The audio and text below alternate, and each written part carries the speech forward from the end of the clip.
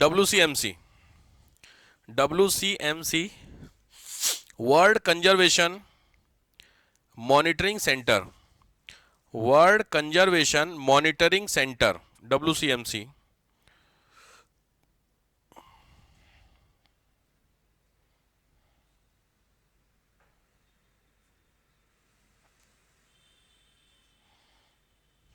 लिख लिया क्या? कहाँ गया यार? World conservation monitoring centre, WCMC, ठीक है। यू, अच्छा ओके, लिखिए। It is a subsidiary agency of UNEP।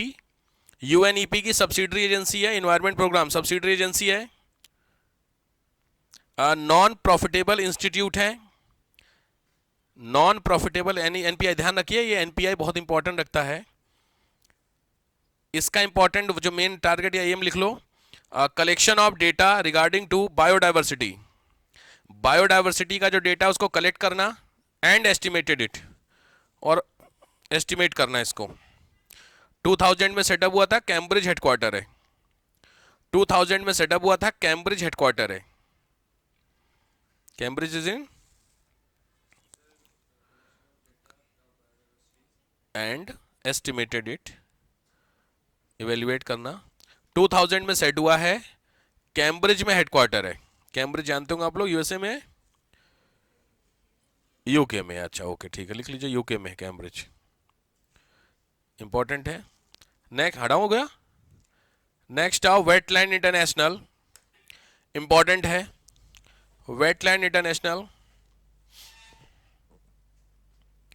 Wetland international,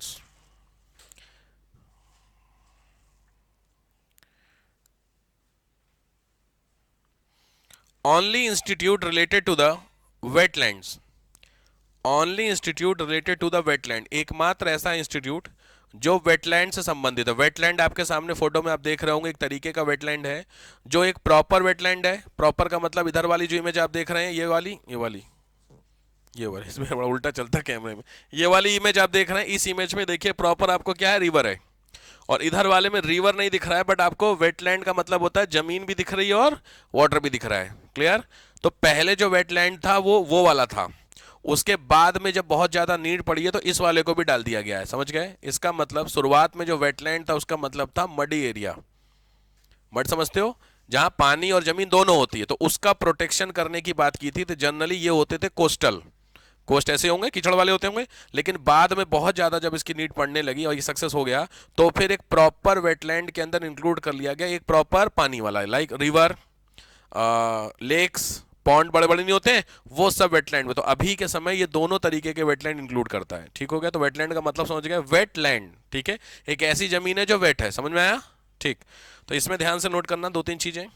यहाँ पे मैं वेटलैंड वाली बात नहीं कर रहा हूँ, जो रामसर वो सब अलग चीज़, ये दूसरी चीज़ है। वेटलैंड कंजर्वेशन की बात करेंगे। 1996 में नीदरलैंड में सेटअप हुआ है। 1996 नीदरलैंड, नीदरलैंड जानते हैं? नीदरलैंड ओरिजिनल नेम है, पुराना नाम क्या था? हॉलैंड। Very good. कहाँ पर है मोटा मोटी? किस कॉन्टिनेंट में है? यूरोप में। यूरोप में कहाँ पर है? ठीक बात है, स्कैंडिनेविया के पास में है। ठीक है, कुछ हद तक ठीक है, नॉर्दर्न यूरोप आप कह सकते हैं। ठीक है, इसमें 2-3 चीज़ें लिखिए। नंबर 1, 3 एजेंसी हैं जो इट इंक्लूडेड 3 एजेंसी, 3 एजेंसी हैं। पहली है इंटरनेशनल, IWRB करके, IWRB, international water and wetland research bureau, international water and wetland research bureau. IWR important है भाई, ये ध्यान से लिखना जरा। दूसरी है AWB, Asian wetland bureau, and third is wetland for the America, wetland for the America. तीनों एजेंसीज का अप्रॉक्सीमेट वर्क सिमिलर था, तो 91 में तीनों एजेंसी को ज्वाइंट कर दिया गया। All agencies work similar, all 3 agencies work similar, so they combined in 1991 and called WI, और क्या कहा गया, जो सामने है आपके वेटलैंड इंटरनेशनल, इनको कहा गया।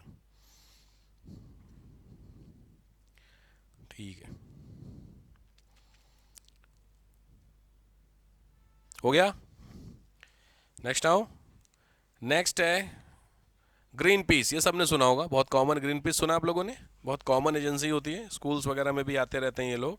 एक ये आते हैं, एक आता है वो रेड क्रॉस वाले, मेडिकल वेडिकल। रेड क्रॉस तो बहुत कॉमन सुना आपने। ठीक है, तो ग्रीन पीस इंपॉर्टेंट है।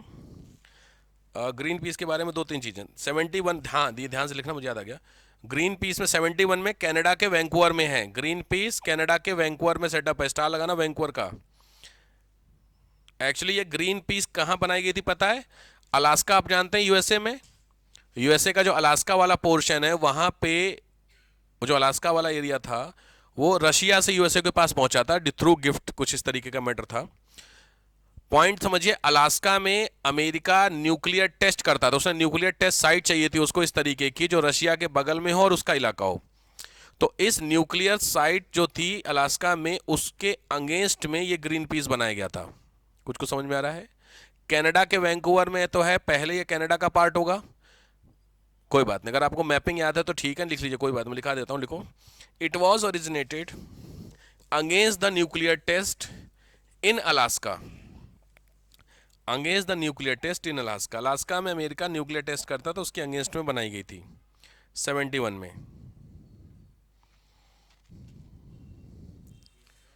Against the nuclear test in Alaska. चलो, अब इसके, वो बहुत पुरानी बात है, बट प्रेजेंट लिखो। प्रेजेंट एम, अभी के एम की बात करेंगे तो ये भाई आया हुआ ध्यान से। अभी के एम की बात करेंगे तो लिखो एनर्जी प्रोटेक्शन, ऊर्जा संरक्षण, मरीन सेफ्टी, समुद्री सुरक्षा, डिसआर्मामेंट, डिसआर्मामेंट निशस्त्रीकरण, एंड पीस, शांति व्यवस्था। ये 4 पॉइंट है, ध्यान से। इसका हेडक्वार्टर है एम्स्टर्डम में। Headquarter Amsterdam. It is the capital of, Amsterdam कहाँ है? एम्स्टर्डम आपको नहीं पता है? युवाओं में तो काफ़ी फेमस है एम्स्टर्डम। अरे कसम से किसी को नहीं पता? इसके पीछे दो कारण, या तो आप युवा नहीं है या फिर हमें नॉलेज नहीं है सर, लॉजिक बात। तो एम्स्टर्डम नीदरलैंड में ही है।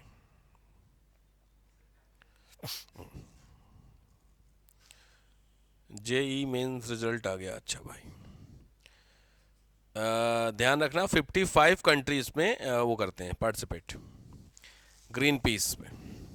इंडिया वालों ने बैन किया था इसको लेकर के, थोड़ा सा सरदर्दी वाली एजेंसी है ये। एक्चुअली रिपोर्ट, एक्चुअली ये क्या ना, ये सब जो इंस्टीट्यूट होते हैं, ये सारे इंस्टीट्यूट बहुत ज़्यादा रेप्यूटेड होते हैं और बहुत लाखों डॉलर में फंडिंग होती है इनकी, अच्छी खासी होती है। तो आप कह सकते हैं कि एक एक देश की पॉलिसी को इम्पैक्ट करने के लिए ये सब कंट्री मैटर करते हैं, मतलब ये सब एजेंसीज होती हैं। तो green peas is one of them, बहुत तगड़ी एजेंसी है, एनजीओ है, दुनिया की बहुत बड़ी इन्वायरमेंट के पॉइंट ऑफ व्यू से। ठीक है, तो इसने कुछ इस तरीके की रिपोर्ट पब्लिश की थी जिसमें बताया यह गया था कि इंडिया में इन्वायरमेंट के कंसर्न को लेकर के बहुत ज़्यादा अगेंस्ट में काम हो रहा है, ऐसे करके। तो इंडियन जो गवर्नमेंट थी उसने इसको 15-20 दिन के लिए बैन किया था, इंडिया वर्क नहीं कर सकते, तो कुछ ऐसा था। तो थोड़ा हमसे इनसे कम पड़ती है, ठीक है, ग्रीन पीस से। चलो नेक्स्ट आओ। अरे बस यही है क्या? ऐसा नहीं होगा, और नहीं है। यही है भाई। चलिए इसके आगे कोई दो और हैं। पहला लिखिए, मतलब इसी के आगे, traffic, TRAFFIC, traffic, TRAFFIC, traffic. Traffic ध्यान से करना, ये एक्चुअली मैं इंटरनेशनल बता रहा हूँ। ट्रैफिक में लिखो wild life trade monitoring network. Traffic की फुल फॉर्म इस तरीके से नहीं, इसका नाम कुछ और है, वैसे बता रहा हूँ, wild life trade monitoring network. Wild life trade monitoring network, समझ गए होंगे? तो दुनिया भर में जो ट्रेड हो रहा है किसका? वाइल्ड लाइफ का, तो उसको क्या करना? मॉनिटर जरूरी है भाई। वाइल्ड लाइफ का ट्रेड होना भी जरूरी है। कैसे? जैसे हमारे सामने लाइव एग्जांपल था, मोदी जी लेके आए थे, याद है? हाँ, कहाँ से लाए थे? कहाँ से? नामीबिया से लेकर के आए थे चीता, आपको पता होगा, एमपी में लेके आए थे। तो ये ट्रेड हुआ था, बट ये कैसा ट्रेड था? लीगल। बट ऐसे बहुत सारे जो इलीगल पोचिंग होती है उसके बाद उसकी स्मगलिंग होती है, उसको रोकने के लिए ट्रैफिक बनाए, ठीक है। एनजीओ है और रिकॉग्नाइज्ड बाय IUCN। IUCN ने इसको रिकॉग्नाइज किया है। इसकी जो फंडिंग एजेंसी है वो WWF है, फंडिंग एजेंसी WWF है, 76 में बना है, कैम्ब्रिज हेडक्वार्टर है।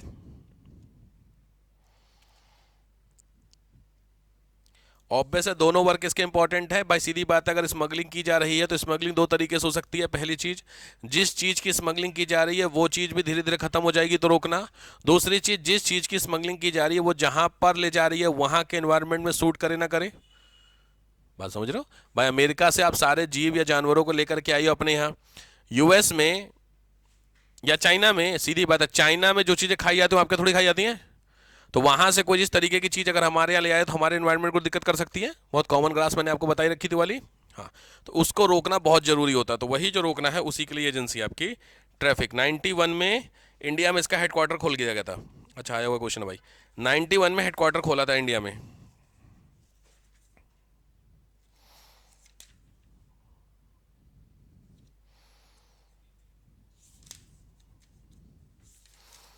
चलो अब आओ।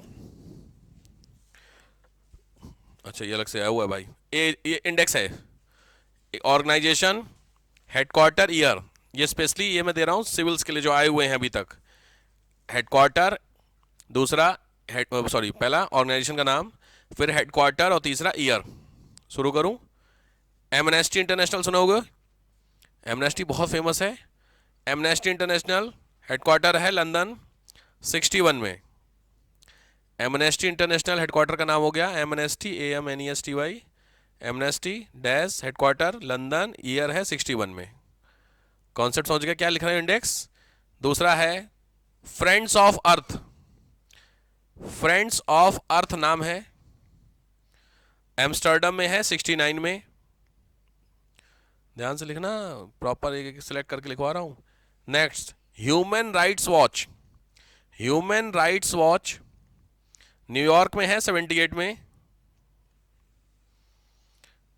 रेड क्रॉस हो गया ना? नहीं हुआ। रेड क्रॉस बहुत इंपॉर्टेंट है, ध्यान से। क्यों इंपॉर्टेंट है? जेनेवा में है 1863, ध्यान से। ह्यूमन राइट्स वॉच न्यूयॉर्क में 78 में। ये सब 90s के बोल रहा हूं, लेकिन जो आपका रेड क्रॉस है ये है जेनेवा में 1863। आप समझ रहे हैं कितनी पुरानी है? WHO सुना है आपने? उसका ही एक पार्ट एक तरीके से रेड क्रॉस है, बट WHO तो बहुत बाद 45 में बना था, तो 1863 में ऑलरेडी ये बन चुका था। ये बहुत ज्यादा इसकी इंपॉर्टेंस हुई थी फर्स्ट वर्ल्ड वॉर में। रेड क्रॉस क्या होता है? एक एनजीओ होता है बेसिकली जो मेडिकल ट्रीटमेंट प्रोवाइड करता है लोगों को। इसलिए रेड क्रॉस के लोग होते हैं, नहीं, जहां पे भी वॉर होता है वहां पे रेड क्रॉस के लोग जाते हैं, UN के सपोर्ट रहता है इनको। Next, world conservation monitoring centre, world conservation monitoring centre, world conservation monitoring centre, ये है आपका कैम्ब्रिज में 88 में, कैम्ब्रिज 88। नेक्स्ट, IPCC हो गया था ना।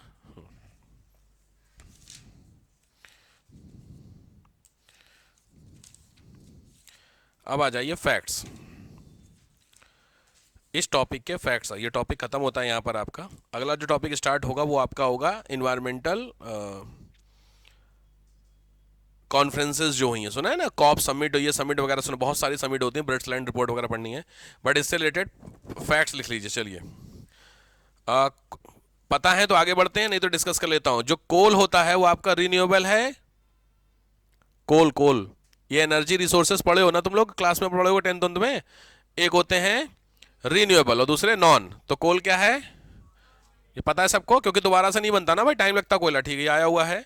दूसरा एक स्टेटमेंट लिखिए, environment management is related to the environment model. Environment management is related to the environment model, ये किसका स्टेटमेंट है? Dennis Meadows, Dennis Meadows. Leopold matrix बता दिया था ना मैंने, लियोपोल्ड मैट्रिक्स बता ना, ठीक है। अच्छा, एक बताइए, इन्वायरमेंट की जो क्वालिटी है, बेहतरीन क्वेश्चन, इन्वायरमेंट की जो क्वालिटी है वह इंडिविजुअल इंपैक्ट करती है या ग्रुप में? Quality of environment is impacted dash individual और ग्रुप।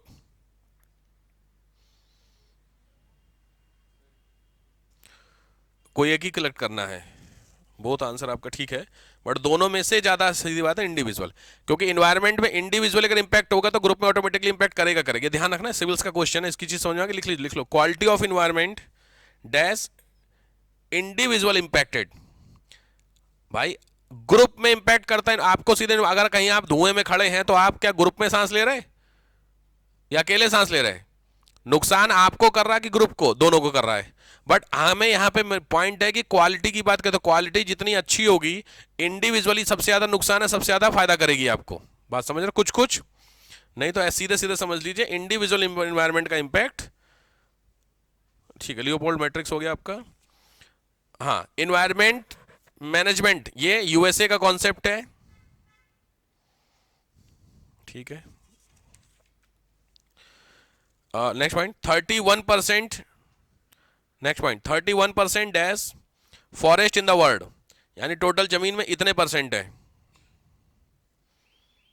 समझ गए? पूरी दुनिया की बात कर रहा हूं मैं। दुनिया के 31% जमीन पर क्या है, जो लैंड है उसका 31% क्या है, फॉरेस्ट।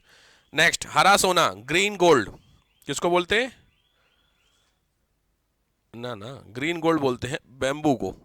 लिख ले, बैम्बू जानते हैं, बांस बोलते हैं ना शायद। ठीक है, चिपको आंदोलन हो गया था। हाँ, वन फॉरेस्ट कौन सी लिस्ट का सब्जेक्ट है? नेक्स्ट लिखिए, फॉरेस्ट। फॉरेस्ट है कॉन्करेंट लिस्ट का। फॉरेस्ट डैश कॉन्करेंट लिस्ट, मैंने बताया था लिस्ट आपको तीनों, तो कॉन्करेंट लिस्ट होती है जिसपे कानून दोनों लोग बना सकते हैं, योगी जी और Modi ji. Next, central soil acidic soil होगा, हाँ, central acidic soil research institute, ध्यान से, central acidic soil research institute Karnal में। करनाल जानते होंगे आप लोग।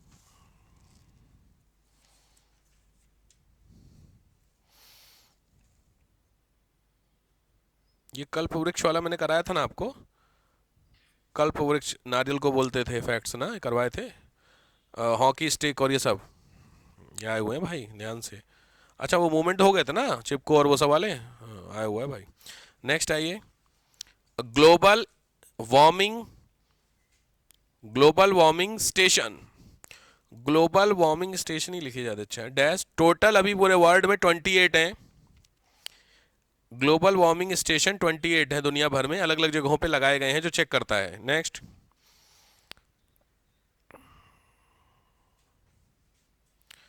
वैसे ये तो पुराना वाला है। हाँ, 22 सितंबर, 22 सितंबर को मनाया जाता है world rhinoceros day. World rhinoceros day. ध्यान रखिए, जो राइनोसोरस होते हैं वो 5 होते हैं टाइप के, 5 टाइप। लिख ही लो यार, जरूरी है भाई। 22 सितंबर को सेलिब्रेट होता है। एंड 5 टाइप में लिखिए, ब्लैक वाइट, फटाफट, पहला ब्लैक, दूसरा white, third single horn, fourth Sumatra, fifth Java. Sumatra और जावा। दुधवा नेशनल पार्क सुने हो? दुधवा नेशनल पार्क कहां पर है? यूपी, वेरी गुड, पीलीभीत में, बिल्कुल सही बात है। लिख लीजिए, बहुत इंपॉर्टेंट फैक्ट्स है। Dudhwa national park, Dudhwa national park ये क्या है? हाँ बोलो। फिफ्थ था जावा, जी भी, हाँ, जावा सुमात्रा इंडोनेशिया का एक प्लेस है। क्या? Dudhwa national park dash words only rhinoceros rehabilitation plan. Words only rhinoceros rehabilitation plan, गैंडा पुनर्वास योजना कहां पर है? Dudhwa national park, UP, important है। यूपी में पीलीभीत, पीलीभीत जगह है बरेली के पास, बरेली है उसके पास है, वहां पर है। नेक्स्ट,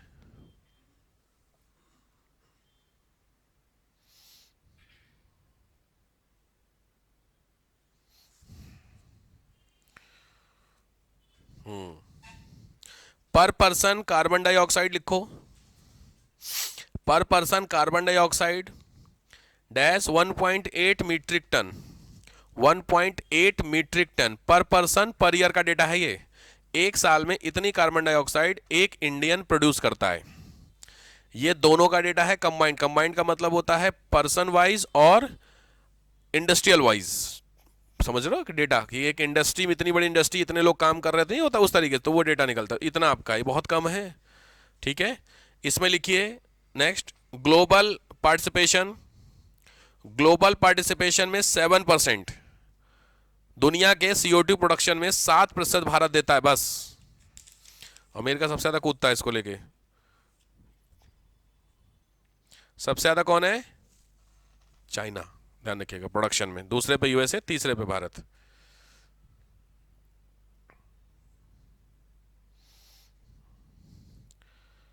हमें बस फायदा है, देखो इसमें फायदा पता क्या है? देखो मतलब पोल्यूशन फैलाने में तो हम भी कम नहीं है, बट हमें जो फायदा पर पर्सन वाइज है ना वो मिल जाता है। फायदा कैसे? पर पर्सन वाइज में ना हमारे बंदे ज्यादा हैं, तो डिवाइड आप करेंगे 140 करोड़ से, तो ना वो डेटा नहीं सेपरेट हो गया डेटा। तो हम, हमारा और चाइना, इसीलिए जब भी अमेरिका को जब पीटना होता है कहीं डिस्कशन में, तो इस अमेरिका की बात पता है, अमेरिका की टोटल आबादी 25 करोड़, तो अगर वहां से हिसाब लगाएंगे, सीधी बात है, तो पर पर्सन का ज्यादा गया भाई साहब, लगाइए 100 का डेटा लेते चलते हैं, तो 100 कुछ भी एक यूनिट डिवाइड बाई 25 करोड़, और 140 crore divide by 25 crore, data समझ रहे हैं? सीधे सीधे बट गया। तो अमेरिका को पता है ये ना बेवकूफ़ बना रहे मेरे को, चाइना और इंडिया। इसीलिए जब भी कुछ इस तरीके की साइन होते तो वहां पे अमेरिका एक कंपल्सन का क्लॉज कर देता है कि इंडिया और चाइना से साइन करो, हम तब साइन करेंगे। रीजन, इंडिया कहता हम करेंगे नहीं, कि हमारा डेटा देखो 1.5 टन ही तो हम कर रहे हैं। अमेरिका कहता था हमें बता दें 1.5 टन हमें दे रहे तुम। सिस्टम समझ में आ रहा क्या है? ये दिक्कत है, तो बहुत ज्यादा इस पे। अरे वही तो हम, ये तो हमारा प्लस पॉइंट है ना। अमेरिका का ये क्या बात हुई भाई, तुम्हारा इतने लोग ज्यादा हैं तो तुम अपने हिसाब से बांट रहे हो। अब सब्सिडी की बात को लेकर के सबसे बड़ा इशू यही तो होता है इंडिया को लेकर के। एग्रीकल्चर सब्सिडी को बहुत तगड़ा डिबेट होती है जब भी डिस्कशन होता है। दोहा राउंड पढ़ोगे इकोनॉमी में, दोहा राउंड में जब भी डिस्कशन होता है तो एग्रीकल्चर सब्सिडी की बात होती है। इंडिया हमेशा अपोज करता है अमेरिका का। झगड़ा ही हो जाता है एक तरीके से, बस मार नहीं होती आपस में, क्योंकि अमेरिका जो वहाँ के फार्मर्स हैं उनको सब्सिडी तगड़ी देता है। तगड़ी सब्सिडी का मतलब होता है कि अमेरिका, हर हिसाब लगाए, अमेरिका में टोटल आबादी 25 करोड़, कितने फार्मर होंगे अमेरिका में? कितने किसान होंगे अमेरिका में? अप्रॉक्स 1 करोड़ ले लो, मैं कह रहा हूं आप 10% ले लो, 2.5 करोड़। 25 करोड़ का 10%, परसेंट याद आ गया, 2.5 करोड़ हो गया। ठीक, अब इंडिया में टोटल आबादी 140 करोड़ है, कितने हैं इंडिया का डेटा अप्रॉक्स? बिल्कुल 55% का डेटा आ रखा, आप 50% ले लो, तो 150, 140 करोड़ है, 50% कितने हो गए? 70 करोड़। अब हिसाब ये बैठा 2.5 करोड़ अमेरिका के टोटल और हमारे 70 करोड़। सारा खेल तो यही है। अब जब सब्सिडी देने की बात आती है तो अमेरिका कहता है कि हम अपने यहाँ के किसान को सब्सिडी देंगे 1 रुपया। तो अमेरिका अगर 1 रुपया सब्सिडी देगा तो कितनी दे देगा? 2.5 करोड़। भारत बोले कि हम 1 रुपया देंगे तो 1 रुपया देगा कितना? 70 करोड़। हिसाब समझ में आ रहा?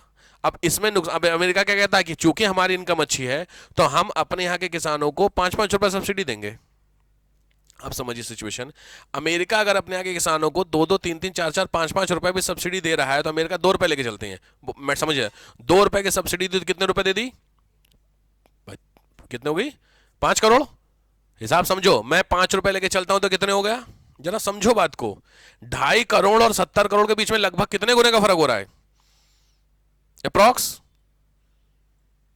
मोटा मोटी 10 गुना 25 हुआ, 20 गुना 50 हुआ, 20 गुना सो ना 20 टाइम्स। तो हिसाब लगाओ, मतलब अगर अमेरिका 20 रुपए भी पर किसान को देगा तो 50 करोड़ देगा। हम 1 रुपया दे रहे हैं तो कितना दे रहे हैं? 70 करोड़। अब दिक्कत क्या है कि अगर अमेरिका 20 रुपए सब्सिडी देगा तो जो चावल इंटरनेशनल मार्केट में राइस जा रहा है यूएसए का, वो 20 रुपए सब्सिडाइज रेट पे जा रहा होगा। तो हिसाब लगाओ 100 रुपए का, तो 100 रुपए का चावल 20 रुपए सब्सिडी पे 80 रुपए बिक रहा एक्स जगह पे। वहां पे इंडिया वालों का भी चावल गया तो उस पर कितने रुपए सब्सिडी लगी है? 1 रुपया, क्योंकि 1 रुपए में अमेरिका से सबसे ज्यादा खर्चा हो रहा, तो 1 रुपया हमारा कितने का बिकेगा? 99 का। तो कोई पागल आदमी है जो 99 का खरीदेगा? वो कितने का? 80 वाला खरीदेगा। सेम चावल, सब कुछ क्वालिटी सेम है, समझो बात को। तो कायदे में वो 80 वाला खरीदेगा कि नहीं? तो इसमें सबसे बड़ा नुकसान किसका है? हम तो खत्म। बात समझ रहे हैं? इसी लेकर को जब भी मैटर होता है तो इस मैटर पे एक एजेंसी आपने नाम सुना होगा, WTO, वर्ल्ड ट्रेड ऑर्गेनाइजेशन। उसकी जब भी मीटिंग होती है उसको दोहा राउंड बोलते हैं। उस मीटिंग में हमेशा इस मैटर को उठाया जाता है। अमेरिका बोलता है कि हम तो सब्सिडी देंगे, इंडिया कहता है कि भाई साहब सब्सिडी हिसाब में देना। अब अमेरिका कहता है कि मेरी सब्सिडी, मेरा पैसा हम चाहे जितना दे, बात वो भी गलत नहीं कह रहा है, लेकिन प्रॉब्लम ये है कि इंटरनेशनल मार्केट में अगर आप अपने मन की करेंगे तो दिक्कत है ना। उसी को रोकने के लिए तो डब्ल्यूटीओ बना है भाई। हर बंदा अपने अपने मन की करने लगे फिर तो ग्लोबल विलेज वाला कॉन्सेप्ट ही खत्म है। बात समझ रहे हैं? अपने मन का टैरिफ लगाओ, अपने मन का टैक्स लगाओ, तो ऐसे काम नहीं चलेगा ना। तो इसीलिए दोहा राउंड के जितने भी डिस्कशन होते हैं सब डिस्कशन आज तक के फेल हो रखे हैं, क्योंकि अमेरिका मानने को तैयार नहीं है। बस सीधे आप समझो क्या होगा, अगर 80 रुपए का वहां पे मिलेगा तो 10 किलो, अगर मान लीजिए समझिए 10 किलो राइस बेचा अमेरिका ने उस जगह पे भेजा, और इंडिया ने भी 10 किलो राइस भेजा, तो इंडिया का 10 किलो ऐसे ही है और अमेरिका का 10 किलो तुरंत बिक गया कि नहीं बिक गया? तो अमेरिका ने 80 रुपए के हिसाब से 800 रुपए कमा लिए और हमारा 1 रुपया भी नहीं हुआ। तो 800 रुपए की इनकम हुई है, मैं डेटा समझा रहा हूं आपको। तो अमेरिका 800 ले गया कमा के, इंडिया कुछ नहीं। तो ये तो गलत हो गया कि नहीं हो गया? इसीलिए जब भी इस पर डिस्कशन होता है, इंडिया और चाइना दोनों इस पॉइंट पे मात खा जाते हैं। तो जहां पॉपुलेशन एक जगह प्लस है वहां पे यहां निगेटिव भी चला जाता है। बात समझ रहे चीजों को लेकर के? और इसी चीज को लेकर के अमेरिका बहुत ज्यादा, उसको भी पता है कि इंडिया के पास यूथ है, बट समस्या यह है कि यूथ कैसा है, स्किल नहीं है। जितने दिन भी इंडिया के जितने भी यूथ हैं, अगर सभी कोई ना कोई स्किल, भाई सीधी बात है, यूएसए को सही वाली बात बताएं तो इंडियन चला रहे हैं। ऑलमोस्ट पूरा यूएसए की जो मेडिकल लाइन है वो किसकी है? इंडियन। पूरा वहां पे मेडिकल लाइन जितनी भी हो रखी है। आईटी का तो कहना ही क्या है, आईटी का तो सुने सीधी बात है, सब भरे हुए हैं पूरे इंडियंस। तो इंडियन ही चला रही है, बात अमेरिका को भी पता है। इसीलिए अमेरिका जनरली इन जब चीजों पर इस तरीके की डिबेट होती है तो इस एक पॉइंट पर अड़ंगा कर देता है, जिससे इंडिया वाले नहीं थोड़ा सा इसी में फंसे रहे। तो इंडिया फिर किस पे ध्यान देगा? स्किल डेवलपमेंट पे। और स्किल डेवलपमेंट अगर इंडिया के यूथ को मिल गया तो लॉजिक बात है, इंडिया का यूथ कहां से कहां लेके जाएगा देश को। बात समझ रहे हैं? इसीलिए अमेरिका को पता है कि जो काबिल लोग हैं उनको हम अपने यहाँ बुला लो। सुना है ब्रेन ड्रेन? यही है।